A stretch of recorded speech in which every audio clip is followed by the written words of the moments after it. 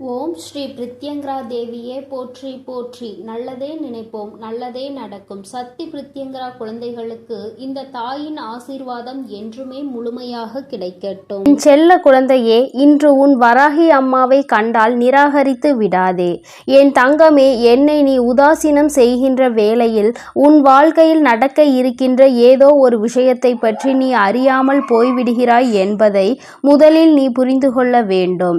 என் தங்கமே, அம்மா உன் வாழ்க்கையில் நடக்கின்ற ஒவ்வொரு விஷயமும் இப்பொழுது என்ன நடக்கும் என்று தெரிந்து கொண்டு வந்திருக்கின்றேன். ஆனால் நீயோ அடுத்தது என்ன நடக்கும் என்று பயந்து கொண்டு வாழ்ந்து கொண்டிருக்கிறாய்.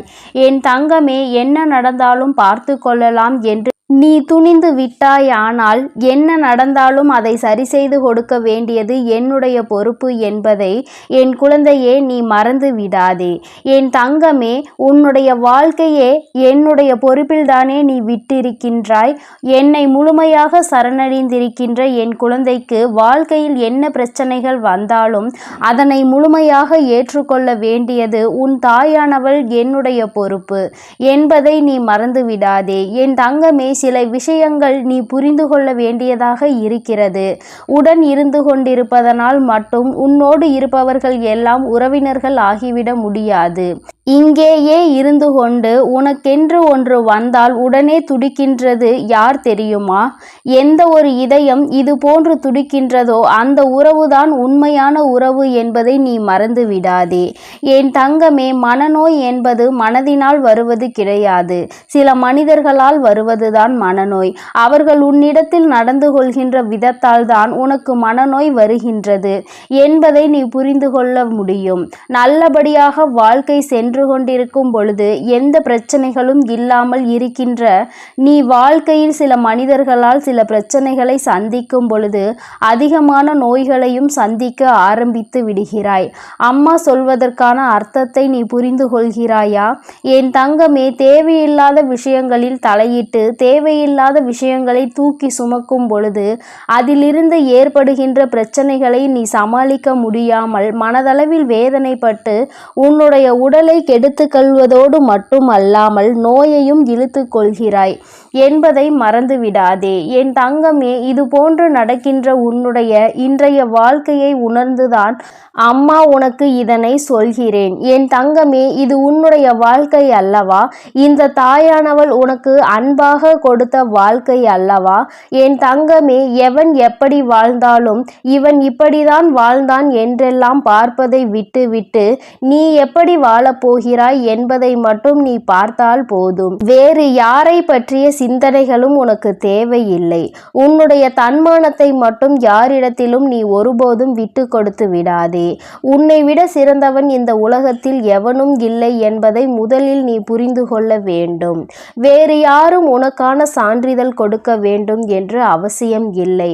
உன்னை நல்லவன் கெட்டவன் என்று தீர்மானிப்பதற்கு இங்கு யாரும் உத்தமர்கள் இல்லை என்பதை முதலில் நீ புரிந்து கொள்ள வேண்டும். என் தங்கமே, வறுமை அதிகமாக இருக்கிறது என்று வேதனைப்படுகின்ற வேளையில் இந்த வறுமைக்கு பிறகு உனக்கு செல்வம் வருகின்ற பொழுது அதுபோல அழுகை அதிகமாக வாழ்க்கை முழுவதும் வந்துவிடுகிறது என்று நீ நினைக்கிறாய் அல்லவா? இந்த அழுகைக்கு பிறகு வரக்கூடிய உன்னுடைய தைரியம், அதுபோல தோல்விக்கு பின்னால் வரக்கூடிய உன்னுடைய வெற்றி, இந்த மூன்றுமே வாழ்க்கையில் எப்பொழுதுமே நிலையாக நிலைத்து நிற்கும் என்பதை நீ மறந்து விடாதே. நிலையான ஒன்றை தானே என் குழந்தை நீ தேடிக்கொண்டிருக்கிறாய். அதனால் கஷ்டங்கள் அடைந்த பிறகு அதன் பின்னால் வரக்கூடிய வெற்றிதான் உனக்கு எப்பொழுதும் நிலைத்து நிற்கும் என்பதை நீ நினைவில் வைத்துக்கொள். பயந்து கொண்டே இருப்பவன் தான் தினம் தினம் கவலையோடு போராடி கொண்டே இருப்பான். யார் ஒருவர் துணிந்து விட்டாரோ, இந்த வாழ்க்கையை வாழ்வதற்கு துணிந்து விட்டாரோ, அவர்கள் நடப்பது நடக்கட்டும் என்று வாழ்க்கையோடு போராடி கொண்டிருப்பார்கள். கவலையோடு போராட வேண்டுமா, வாழ்க்கையோடு போராட வேண்டுமா என்பதே என் குழந்தையே உன்னுடைய கையில்தான் இருக்கிறது என்பதை நீ நினைவில் வைத்துக்கொள். வாய்ப்புகள் வரும்பொழுது அதை நீ சரியாக பயன்படுத்தி பயன்படுத்தி கொள்ள வேண்டும். இல்லை என்றால் அதன் பிறகு நீ தேடினாலும் அந்த வாய்ப்பு கிடைக்காது.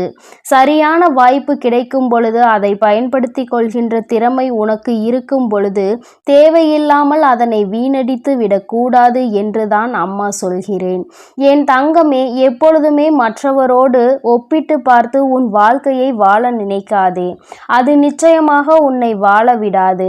என் தங்கமே, உன்னை மதிக்கின்றார்கள் என்றால் அந்த இடத்தில் நிச்சயமாக நீ மண்டியிட்டு கூட நிற்கலாம். ஆனால் மதிக்காத இடத்தில் ஒருபோதும் எந்த ஒரு காரணத்திற்காகவும் நீ மன்னிப்பு கேட்க நிச்சயமாக கூடாது என்பதை புரிந்து கொள்ள வேண்டும். என் தங்கமே, வாழ்க்கையில் ஒரே ஒரு ஆசை மட்டும்தான் உனக்கு இருக்கிறது என்பது எனக்கு தெரியும். யாரெல்லாம் உன்னை தூற்றினார்களோ, யாரெல்லாம் உன்னை வாழக்கூடாது என்று நினைத்தார்களோ அவர்கள் முன்னிலையில் நீ தலை நிமிர்ந்து வாழ்ந்து காட்ட வேண்டும் என்பது மட்டும்தான். எந்த ஒரு குறையை சொல்லி உன்னை உதாசீனம் செய்தார்களோ, எந்த ஒரு விஷயத்தை உன்னிடம் குறையாக பேசினார்களோ அந்த குறையவே என் குழந்தை நீ நிறையாக மாற்றி காட்ட வேண்டும் என்று நினைத்து கொண்டிருக்கிறாய். உன்னுடைய நினைப்பு நிச்சயமாக மெய்யாக போகின்ற நேரம் வந்துவிட்டது. உழைப்பு உண்மையாக இருக்கும் பொழுது உயர்வானது உன்னை தேடி வராமல் சென்று விடுமா என்ன?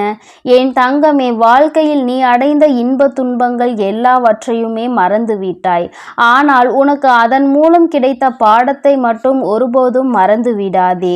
இனி உனக்கு வாழ்க்கையில் எல்லாமே நல்லபடியாக நடக்க தொடங்கும்.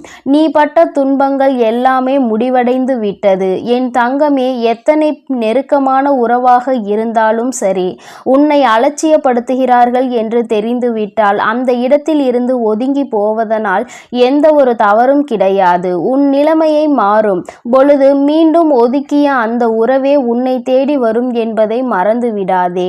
அன்று அந்த உறவை ஏற்றுக்கொள்வதா வேண்டாமா என்பதை நீயே முடிவெடுத்து கொள்ளலாம். என் தங்கமே, வாழ்க்கையில் எதையுமே நீ தேடி போக வேண்டும் என்று நினைக்காதே. உனக்கான தகுதி நீ எப்பொழுது அதனை உயர்த்தி கொள்கிறாயோ, சரியான இடத்தில் எப்பொழுது நீ நிற்கின்றாயோ, நீ தேடி போகாமலேயே அது உன்னை தேடி வரும் என்பதில் எந்த ஒரு மாற்றமும் கிடையாது. என் தங்கமே, வாழ்வது எப்படி என்று புலம்பிக் கொண்டே இருக்காதே. நான் எல்லாம் எதற்கு வாழ்கிறேன் என்று ஒருபோதும் சொல்லாதே.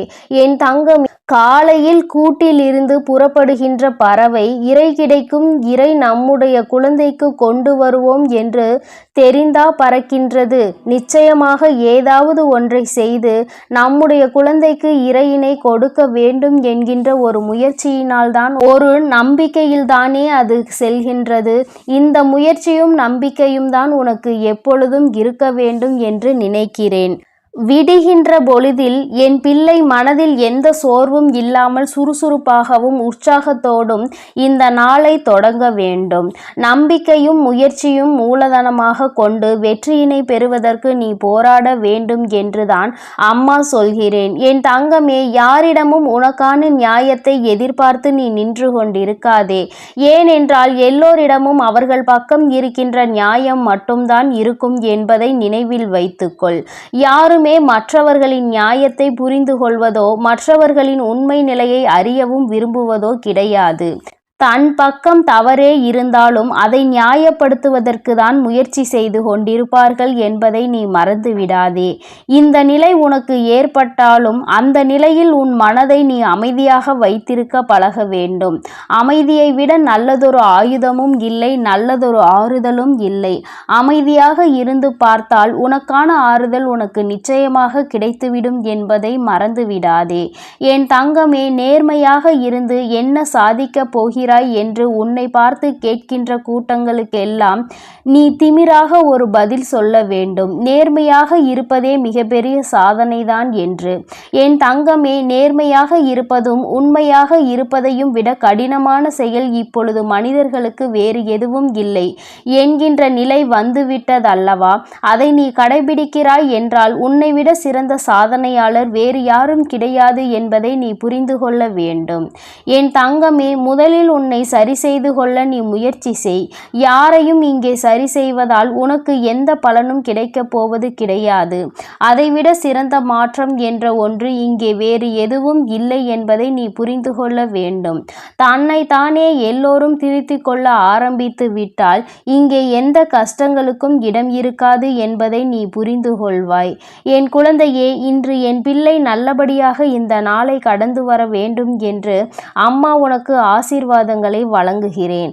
என் தங்கமே, நாளைய பொழுது உனக்கான பொழுதாக இருக்க போகிறது. நீ நினைத்த விஷயங்களை எல்லாம் நிச்சயமாக அடைவதற்கான நல்லதொரு வழியினை உன் அம்மா நான் உனக்கு காண்பித்து கொடுப்பேன்.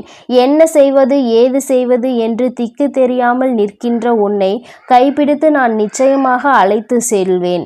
என் செல்ல குழந்தையே, இந்த தாயானவளினுடைய ஆசீர்வாதங்கள் உனக்கு எப்பொழுதும் முழுமையாக கிடைத்து கொண்டே இருக்கும்.